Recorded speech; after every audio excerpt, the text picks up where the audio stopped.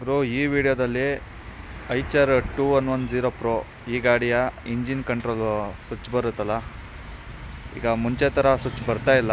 ಆ ಸ್ವಿಚ್ ಈಗ ಯಾವುದ್ರಲ್ಲಿ ಕೊಟ್ಟಿದ್ದಾರೆ ಏನು ಅಂತ ಯಾರಿಗೂ ಒಂದು 50% ಅಂದರೆ 50% ಜನಕ್ಕೆ ಗೊತ್ತು, 50% ಜನಕ್ಕೆ ಗೊತ್ತಿಲ್ಲ. ಹಾಗಾಗಿ ಈ ವಿಡಿಯೋದಲ್ಲಿ ನಾನು ತೋರಿಸ್ಕೊಡ್ತೀನಿ. ಗೊತ್ತಿರೋರು ಪರವಾಗಿಲ್ಲ, ಗೊತ್ತಿಲ್ಲದವ್ರು ಸ್ವಲ್ಪ ತಿಳ್ಕೊಳ್ಳಿ ಅಂದ್ಬಿಟ್ಟು ಬನ್ನಿ.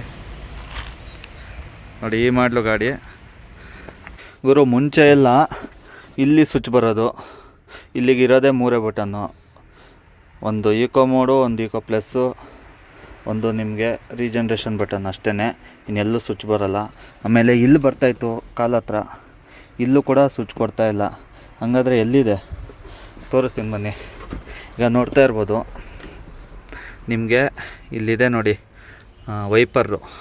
ವೈಪರಲ್ಲೇ ಸ್ವಲ್ಪ ಕಣ್ಣು ಕೆಳಗಡೆ ಇಲ್ಲಿ ಆಯಿಸಿದ್ರೆ ಇಲ್ಲಿದೆ ನೋಡಿ, ಡೌನ್ ಇಲ್ಲಿ ಮಾರ್ಕ್ ಕೊಟ್ಟಿದ್ದಾರೆ. ಇದು ಯಾವ ಥರ ಆನ್ ಮಾಡೋದು, ಯಾವ ಥರ ಆಫ್ ಮಾಡೋದು ಅಂತ ನಿಮಗೆ ತೋರಿಸ್ಕೊಡ್ತೀನಿ.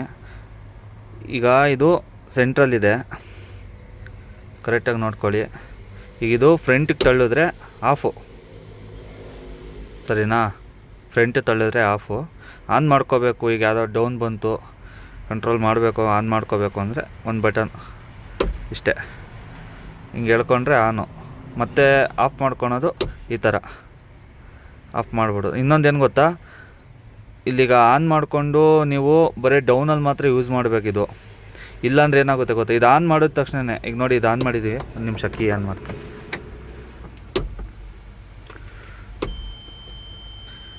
ನಿಮಗೆ ಏನಾಗುತ್ತೆ ಅಂದರೆ ತೋರಿಸ್ತೀನಿ, ಈಗ ಒಂದು ನಿಮಿಷನಾಗಲಿ.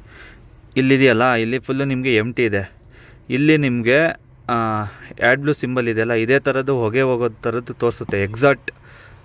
ಎಕ್ಸಾಟ್ಸು ಅಂತೇನೋ ತೋರಿಸುತ್ತೆ ಇಲ್ಲಿ. ಅದನ್ನು ನಿಮಗೆ ಸ್ಕ್ರೀನ್ಶಾಟ್ ಕೂಡ ಇದೆ ನನ್ನ ಹತ್ರ, ಅದನ್ನು ಹಾಕ್ತೀನಿ ನಿಮಗೆ.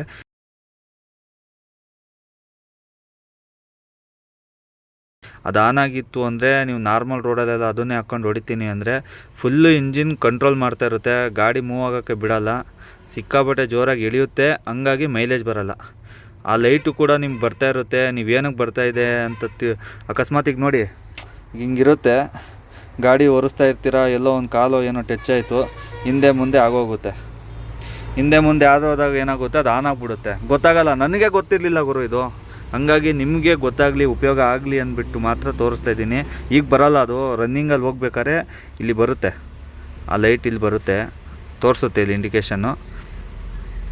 ಅದು ಬಂತು ಅಂದರೆ ಏನು ಮಾಡಬೇಕು ಅಂದರೆ, ಇದು ಮುಂದೆ ಹಿಂದೆ ಹಿಂಗಿರುತ್ತೆ, ಅವಾಗ ಏನು ಮಾಡಬೇಕು, ಹಿಂಗೆ ಮುಂದೆ ಹಿಂಗೆ ತಳ್ಳಿಬಿಟ್ರೆ ಆಫ್ ಆಗಿಬಿಡುತ್ತೆ ಅಷ್ಟೇ. ಇನ್ನೇನು ಜಾಸ್ತಿ ತಲೆ ಕೆಡ್ಸ್ಕೊಳಕ್ಕೆ ಹೋಗಬಾರ್ದು.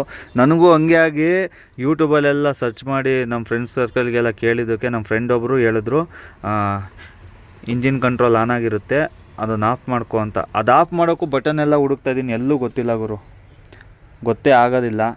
ಆಮೇಲೆ ಇದು ನೋಡಿ, ಹಿಂಗೆ ಸ್ಟೇರಿಂಗ್ ಹಿಂಗೆ ಅಡ್ಡ ಇರುತ್ತಾ, ಅಷ್ಟೇನು ಗೊತ್ತಾಗಲ್ಲ ಸುಲಭವಾಗಿ. ಹಂಗಾಗಿ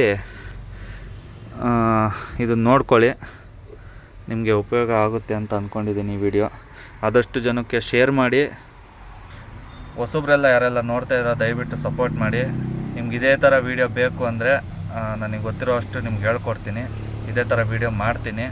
ಈ ವಿಡಿಯೋಗೆ ಅತಿ ಹೆಚ್ಚು ಲೈಕ್ ಬಂತು ಅಂದರೆ ಇದೇ ಥರ ಇನ್ಫಾರ್ಮೇಷನ್ ವೀಡಿಯೋನೂ ಮಾಡ್ತೀನಿ ನಾನು.